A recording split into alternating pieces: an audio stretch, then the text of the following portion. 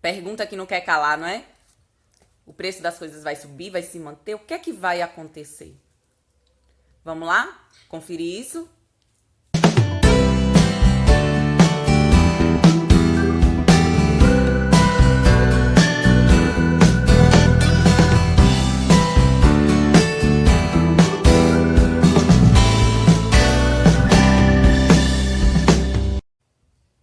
E aí, será que as coisas vão aumentar de preço? Será que vão se manter? O que é que vai acontecer daqui pra frente? Vamos lá agora entender um pouco melhor tudo isso. Veja, sabe aquela coisinha que chama oferta e demanda? Então, significa a quantidade de coisas que tem disponíveis nas prateleiras para a gente consumir, para a gente comprar, as coisas que estão disponíveis para serem vendidas e a quantidade de pessoas que estão dispostas a comprar essas coisas, não é? A oferta é a quantidade de coisas que estão para ser vendidas. A demanda, a quantidade de pessoas interessadas em comprar. Isso influencia nos preços. Quanto mais gente interessada em comprar, mais vai aumentar os preços, né? Por quê? Porque já que tem gente procurando, vamos lucrar um pouco mais. A ideia é mais ou menos essa. E se tem pouca coisa também para ser vendida daquele item, o que acontece? O preço aumenta, porque as pessoas querem comprar e tem pouco dele no mercado. Então, isso também faz o preço aumentar. Esse é um ponto. O outro ponto, desvalorização da moeda. O que aconteceu por esses tempos?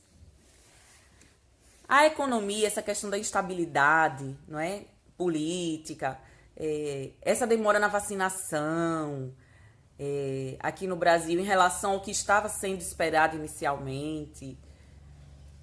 Essas coisas e outras fizeram os investidores estrangeiros, sim, os investidores estrangeiros, tirarem seus dólares, seu dinheiro daqui do Brasil. Tanto na Bolsa de Valores, como no próprio investimento direto à indústria. Os investimentos, de um modo geral, dessas pessoas aqui no Brasil. Então, com a quantidade de dólares menor aqui no país, isso fez com que a moeda brasileira, o real, se desvalorizasse. E aí, o que acontece? Moeda desvalorizada, lá fora, se você tem um produto como o arroz, por exemplo, o real está aqui desvalorizado, mas lá fora o dólar em relação à nossa moeda está alto, já que para comprar um dólar você precisa, por exemplo, de R$ 5. Então, vale mais eu vender meu produto para quem tem dólar, porque daí, eu estando aqui no Brasil, ao invés de eu ganhar apenas R$ 3, vamos dizer, naquele produto, eu vou ganhar 5 se eu vender lá fora. Compreende? E aí, o que acontece? Vamos exportar o arroz, a carne, meio mundo de itens, né?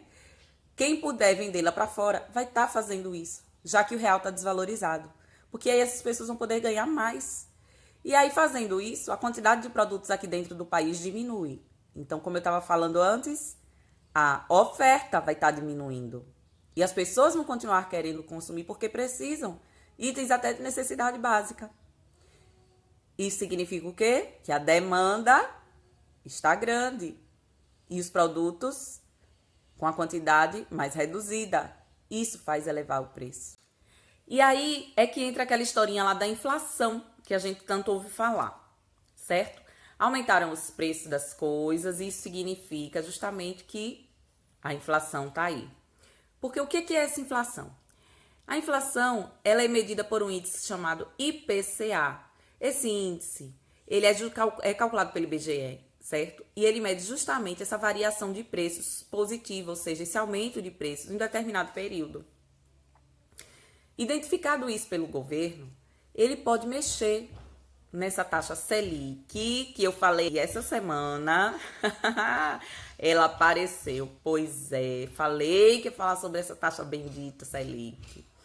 E o governo utiliza ela através do Banco Central, na verdade. O Banco Central, né, utiliza ela para poder estar tentando influenciar no mercado em relação a esse aumento e decrescimento de preços, né, através dessa taxa Selic. A Selic, ela de 45 em 45 dias pode mudar.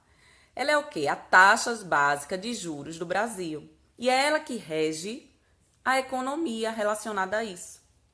Então, de 45 em 45 dias, existe um comitê que chama o Comitê de Política Econômica, o Copom, e que tem essa reunião para definir várias coisas da parte econômica do Brasil. É um comitê do Banco Central. E, entre outras coisas, eles definem essa taxa básica de juros do Brasil, que é a Selic. Há meses atrás, eles tinham diminuído essa taxa. Isso refletiu lá no preço dos produtos na prateleira. Porque com a Selic mais baixa, significou o quê?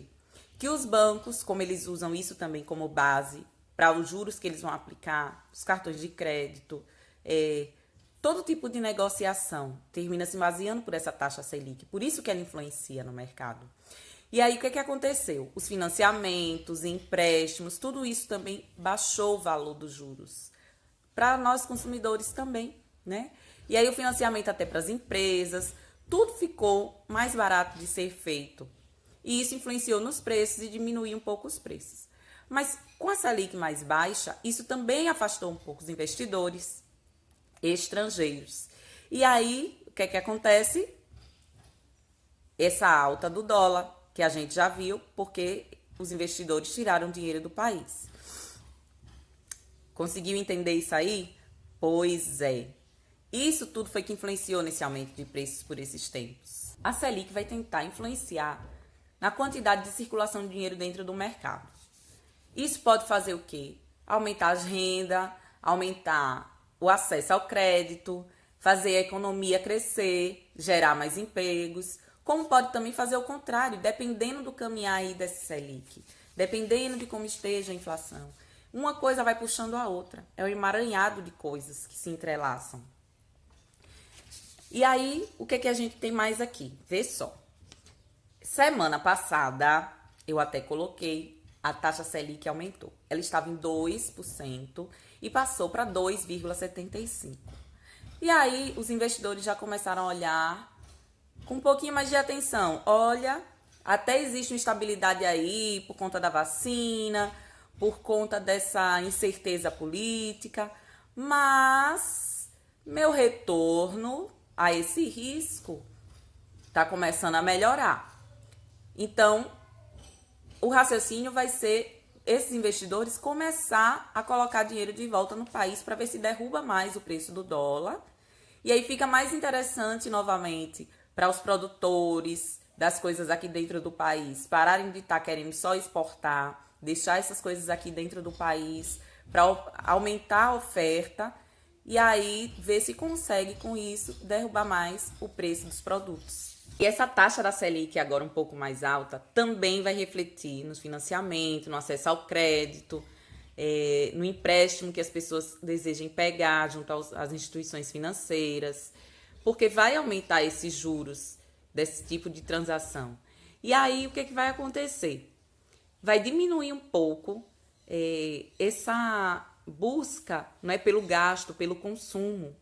Fazendo isso, é uma maneira também de tentar empurrar o preço das coisas para baixo, porque uma menor procura, não é? Uma menor demanda pelas coisas. Então, é essa a intenção do Banco Central com esse aumento da taxa Selic. E aí o Banco Central, ele vai vir, né, nessa tentativa aí de, pelo menos, segurar o preço das coisas ou, no melhor dos cenários, diminuir o preço das coisas, com base nesse aumento da taxa Selic. E agora, isso vai acontecer, não vai, vai dar certo, não vai? Cenas dos próximos capítulos, não é? Você gostou? Compartilhe, espalhe. As pessoas precisam começar a entender mais sobre todo esse cenário. Afinal de contas, isso influencia diretamente na nossa vida, no nosso poder de compra, na nossa construção, não é? de futuro, de poder dar educação para os nossos filhos, de poder colocar comida na mesa. Então, a gente precisa saber sobre essas coisas. A gente precisa saber da ignorância, sair da ignorância, não é? Para poder ter decisões melhores, inclusive, né? oscilação aí do mercado de aumento e queda dessa taxa Selic, começar a prestar mais atenção nos noticiários um pouquinho em relação a isso, porque isso influencia diretamente no nosso dia a dia, não tem para onde correr, certo? Ficou alguma dúvida? Coloca aí nos comentários que eu respondo, tá bom? E lembre, quando a gente tem conhecimento, podemos fazer escolhas melhores.